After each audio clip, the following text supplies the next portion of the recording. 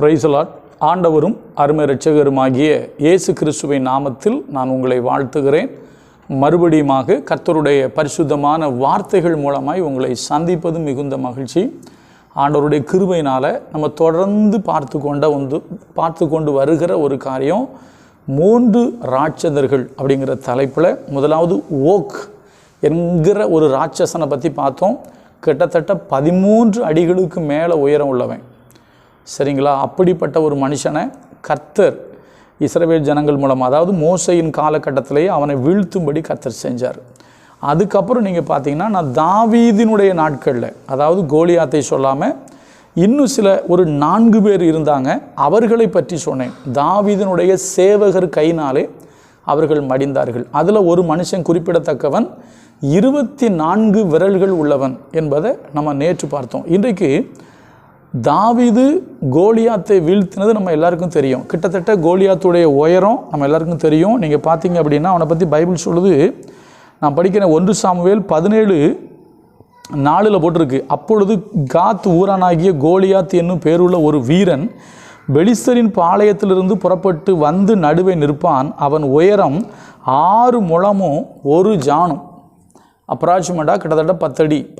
ஆக்சுவலாக நீங்கள் எப்படி சொல்லலாம், உங்களுக்கு புரிகிற மாதிரி சொல்லலாம் அப்படின்னா, உங்கள் கைப்பிடி சுவர் கட்டாத ஒரு வீடு, ஒரு பில்டிங், ஒரு டெரஸ் பில்டிங் 10 அடி உயரம். அந்த அளவு உயரத்தில் யார் நிற்கிறான்னா கோலியாத் நிற்கிறாப்புல. நமக்கு இதெல்லாம் தெரியும். அதாவது எல்லாரும் அவங்கள பார்த்து ஓடுறாங்க. அதில் இன்னொரு விஷயம் என்ன தெரியுமா? சவுல் இஸ்ரவேலில் எல்லாரோட வளர்த்தி.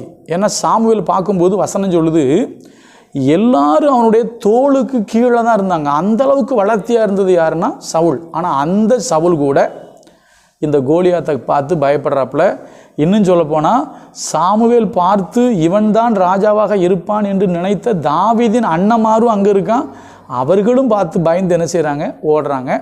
இப்போ தான் அங்கே தாவீது வர்றாரு. இதெல்லாம் நமக்கு தெரிஞ்சோம், நம்ம நிறைய கேட்டிருப்போம். ஆனால் ஒரு காரியம், தாவீது 5 கூழாங்கற்களை எடுத்தார் என்று நமக்கு சொல்லப்பட்டிருக்கு. ஒரு சின்ன உதாரணம் சொல்கிறேன். நீங்கள் பார்த்தீங்கன்னா ஆரோனுடைய மார்பதக்கத்தில் 12 கற்கள் இருக்கும். எலியா பலிபீடத்தை செப்பனிடும் பொழுது உனக்கு இஸ்ரவேல் என்று பெயர் உண்டாயிருப்பதாகன்னு சொல்லி அதற்கு 12 கற்களை வைப்பார். மேக்சிமம் இந்த 12 இல்லைன்னா 7 அப்படி தான் இருக்கும். ஆனால் இந்த இடத்துல தாவீது 5 கூழாங்கற்களை எடுத்தார். இதற்கு ஆவிக்குரிய பிரகாரம் அநேகர் சில காரியங்களை சொல்லுவாங்க. ஆனால் நான் வேதத்தின் அடிப்படையில், வேத வசனத்தின் அடிப்படையில் தாவீது 5 கூழாங்கல்ல எடுத்ததற்கு என்ன காரணம், வேத வரலாறு படி அப்படின்னு சொல்கிறேன். பாருங்கள், முதலாவது காரணம் சொல்கிறேன். ஆண்டவர் இஸ்ரவேல் ஜனங்கள் கானான் தேசத்திற்குள் பிரவேசித்த பின்பு இஸ்ரவேலர்களை சோதிக்கும்படியாக சிலரை விட்டு வைத்திருந்தார். அதில் நான் வாசிக்கிறேன் பாருங்கள். நியாயாதிபதிகள் 3வது அதிகாரம் 1, 2, 3 வரைக்கும் படிக்கணும். அதை நீங்கள் படிங்க. நான் ரொம்ப கம்மியாக படிக்கிறேன். நான் 3ஆம் வசனம் மட்டும் படிக்கிறேன். பெலிஸ்தரின் 5 அதிபதிகளும். எப்படி? பெலிஸ்தரின் 5 அதிபதிகள். கோலியாத் யாரு? பெலிஸ்தன்.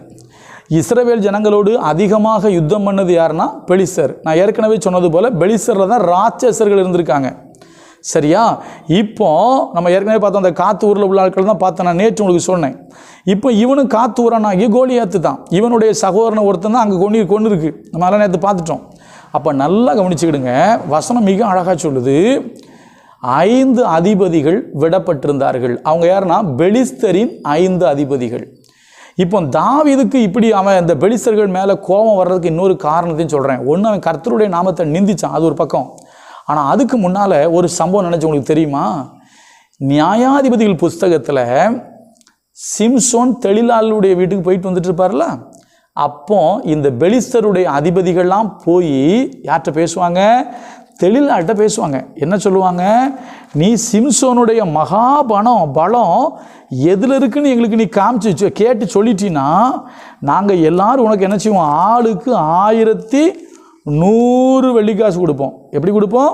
ஆளுக்கு 1100 வெள்ளிக்காசு. நான் படிக்கிறேன் பாருங்க. இப்போ நியாயாதிபதிகள் 16வது அதிகாரம் 5ஆம் வசனம் அதில் போட்டிருக்கு, அவளிடத்திற்கு பெலிஸ்தரின் அதிபதிகள் போய். யார் போய்? அப்போ பெலிஸ்தரின் அதிபதிகள் எத்தனை பேர்? 5 பேர். தாவீது 5 கூழாங்கல்லை எடுப்பதற்கு வேறு சில ஆவிக்குரிய சில விஷயங்களை அநேகர் சொல்வார்கள். ஆனால் வேத சரித்திரத்தின்படி சரியான விஷயத்தை சொல்கிறேன்.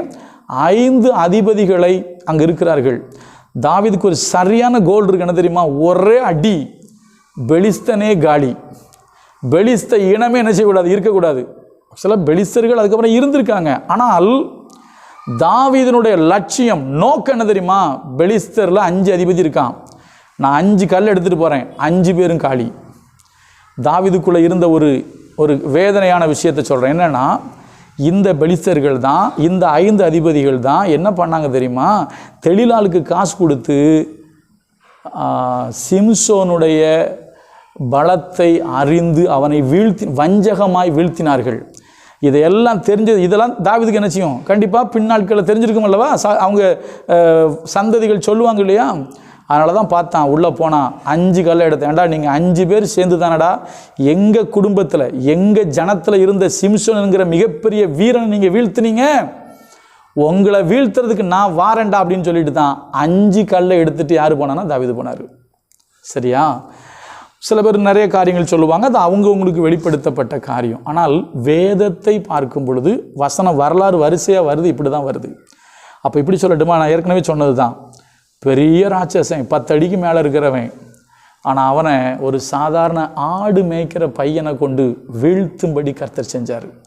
நான் இன்றைக்கும் சொல்கிறேன். ஆனால் ஒன்று சொல்கிறேன், உங்களுக்கு ஒரு லட்சியம் இருக்கட்டும், உங்களுக்கு ஒரு இது இருக்கட்டும். என்ன தெரியுமா? நான் தேவனுடைய பிள்ளை. சரியா? அவன் யார்? அவன் எவ்வளோ பெரிய ஆளாக இருந்தாலும் அவன் தேவனுடைய ஜனம் அல்ல. அவன் தேவனுக்கு விரோதமானவன்.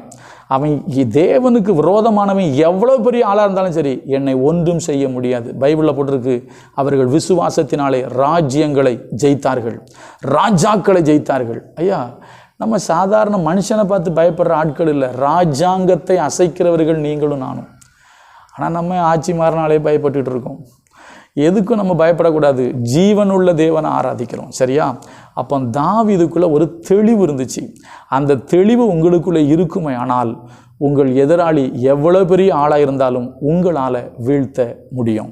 அதனால் கோலியாத்தை வீழ்த்துவதற்கு தாவீது கற்களை எடுத்தார். 5 கற்கள். அது கோலியாத்தை வீழ்த்துறதுக்கு மாத்திரமல்ல, பெலிஸ்தருடைய 5 அதிபதிகளும் இதோடு அவுட், அத்தனையும் தீர்த்து கட்டுவதற்கு தான் அவன் 5 கல்லை எடுத்தான். தொடர்ந்து பார்ப்போம். கர்த்தருக்கு சித்தமானால் வருகிற நாட்களில் கர்த்தர் என்ன சொல்கிறாரோ அதை தியானிப்போம். கர்த்தர் நல்லவர், அவர் கிருபை நம்மில் என்றும் உள்ளது. God bless you.